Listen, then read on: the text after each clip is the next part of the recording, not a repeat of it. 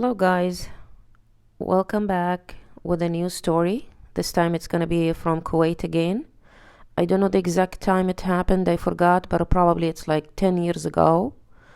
Technology was still advanced in the crime industry, cameras were available, banking systems were well equipped. But despite all that, this specific criminal or thief puzzled the entire Kuwaiti system. Even the Kuwaiti intelligence got involved. It was a crazy story. So now I'm gonna tell you the details and enjoy it. This specific thief was attacking his victims after they withdraw their money from the bank. When he sees someone leaving the bank with a big bag or a big envelope, he keep watching the customers leaving. Whoever is leaving with a big bag or an envelope, he attacks them. Of course, he's masked. He has a gun. He would shoot his victims in their feet or their arms or scare them if they were a woman, grab the money or the bags and leave with it. He would leave without a car. He would just take off running as fast as possible, just running in between homes, between buildings, and just disappearing.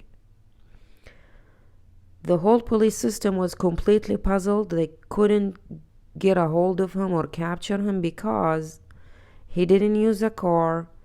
His face doesn't show in cameras. He does it within 1 minute and would disappear immediately. The victims, when they get questions, nobody knows how he looked like, but of course they give a description of how he looked like. They said he's tall, he's really masculine, not masculine like bulky, but he's big, and he's extremely athletic. Not athletic in a way like he's fast, agile, strong. The victims has no chance to defend themselves. Of course, he carry a gun.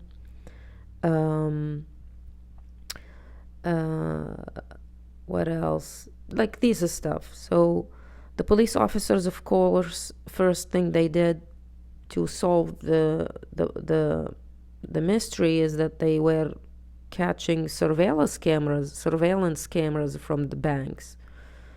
But they couldn't see a face, so they couldn't do anything about it. What they did after that is they spread the news all over the town. Whoever knows a man with these body descriptions should report it to the police. It was a useless move because there is no face. So what people are going to report, like big person? A lot of big people are out there. With darker skin, of course. He has Arabic complexions.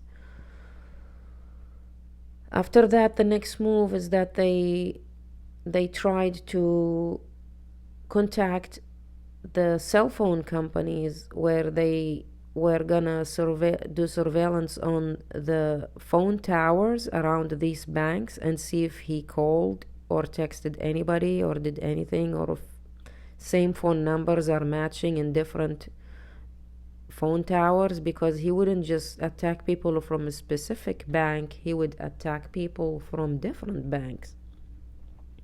That also didn't yield anything, and that's how they found out he's not using any phones, so he doesn't get captured. 3 months passed, 6 months passed, a year passed. Oh my God, they lost their minds. He has to be captured. What are they gonna do? By that time, he changed his methods. He started using cars. This time the cars are stolen, so even if the camera captured the license plate of the car, they still wouldn't be able to capture him because he was really smart. He knows how the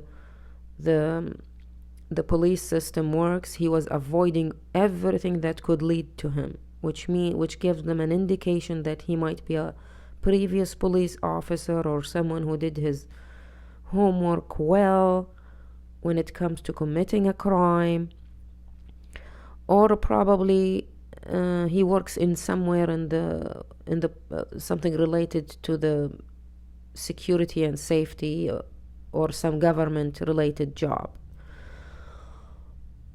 So after that, what they did, since he burned the cars and never leave a fingerprints or anything that could declare his identity, now the police officers called the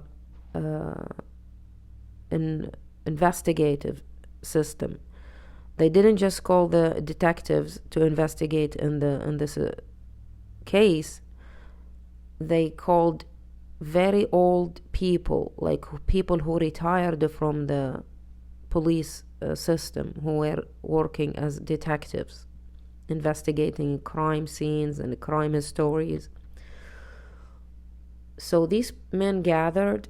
The police gave them all the descriptions. They gave them all the evidence and clues they have. After the police officers gave them all the clues they gathered, the old detectives suggested that the police should try to look into the criminal records of all thieves who they have in their records, and they have the body description that match what the victims described, and present them to them so they can study the case or study the criminal specifically that they suspect that he did these crimes. Of course, the police officers succeeded. They captured probably 5 or 6 thieves or cases attached to people who their body descriptions or their physique match what the victims described. They are tall, dark skin, bulky or big, not bulky, like not masculine, but big and athletic and strong, and presented them to the detectives. They are all retired, as I told you, over 60 years old, so they are really famous almost, and they have so much experience. They can profile every case and every criminal, and they can probably help in catching the criminal himself, the thief. After they studied each case separate to see if this criminal is a possible suspect for the new case, they all confirmed that impossible, none of these people is the one.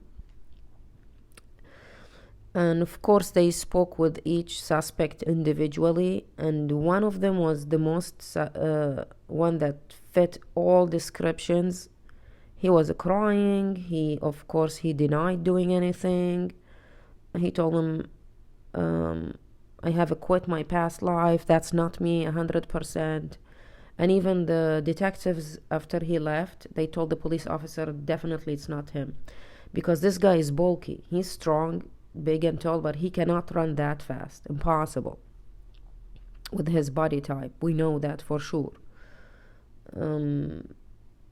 After that, the police officers said, we have enough data regarding how much money has been stolen, and we noticed that it has to be a 20,000 dinar Kuwaiti every month. He might steal like big amount of money here and there, but if he didn't collect 20,000, he would rob small amounts here and there. But every month it has to be at least 20,000, and he does it once a month, and then that's it. So that type of process kept repeating itself with him every single month for the past year and a half or 2 years almost. By then they thought, okay, 20,000 dinar Kuwaiti is like a lot of money. Impossible you can spend it in 1 month. In what? If you don't know how much is 1 dinar Kuwaiti, 1 dinar Kuwaiti is like $4. They have a very high currency because it's an oil producing country. Their GDP is really good, and until today.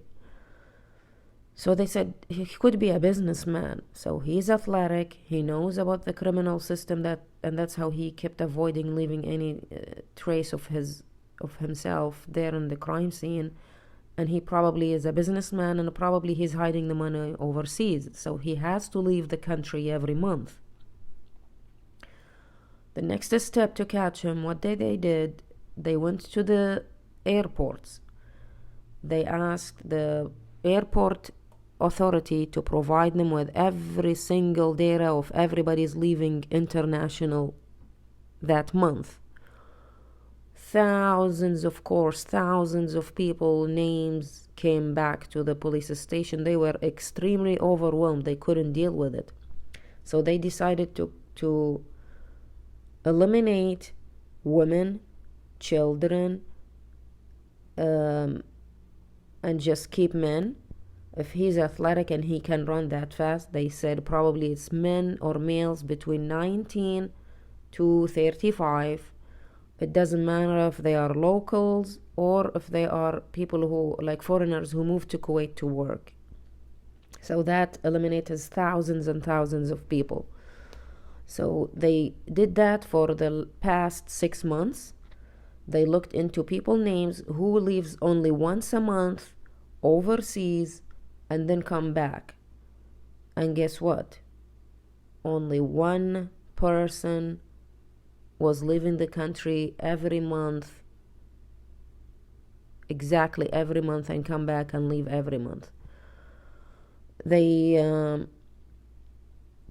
But they suspected other people, probably businessmen who kept leaving every month, consecutively every month, and then not going this month. So they eliminated those people.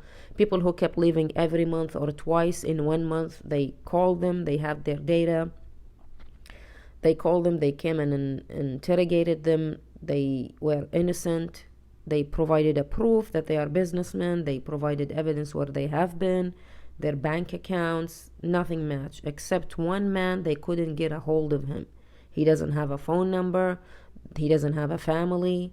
They couldn't reach him at all. So they were really stressed out and nervous about this specific guy. And since they couldn't reach him, they knew he's going to commit a crime and he's going to leave the country again. So they reported his name to the borders, so he cannot leave the country ever again. They got him, they captured him in the airport when he was leaving the country to deposit the money, and they found out he has a lot of money in his bag. When they captured him, he just surrendered. He knew that he got caught. He was amazed how they caught him, and he just told them everything he knows and confessed with every single crime he did. And thank God nobody died, because he was a professional. He knew where to hit them. The reason why he knew how to he hit them, because he got fired from his job. He was in the National Guard system. He was a Kuwaiti citizen who got fired from his job because of how moody he was. He had troubles with his peers. He didn't commit to his job. His bosses were angry at him. He didn't fit for the being in the National Guard, because it's a very disciplined environment. You have to adhere to the laws, follow your boss's orders, and he was not even close to that. So he got fired, and he held a grudge.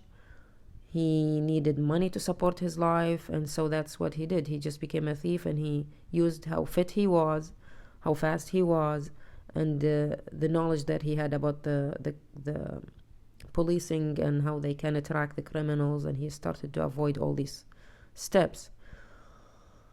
Eventually, he got put in a prison because he confessed there is no trial. They have all the evidence, and his family tried to pay as much as they can for the victims, but he had so many cases.